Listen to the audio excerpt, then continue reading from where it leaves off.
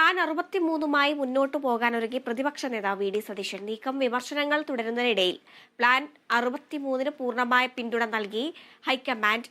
കെ.പി.സി.സിയിൽ K. സുധാകരന് പകരമാകാമെന്ന ചോദ്യത്തിനും ഉടൻ തീരുമാനമായേക്കും.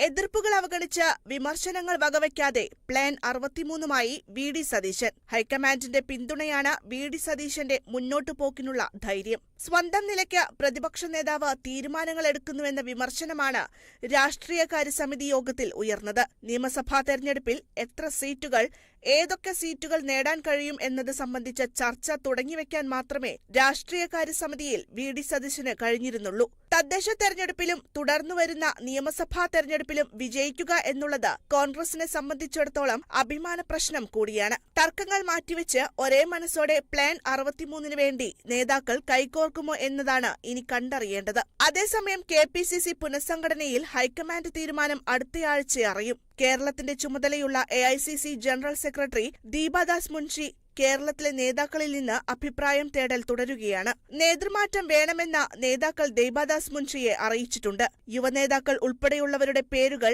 അധ്യക്ഷ സ്ഥാനത്തേക്ക് പരാമർശിക്കപ്പെടുന്നുണ്ട്. Kerala vision news, Thiruvananthapuram.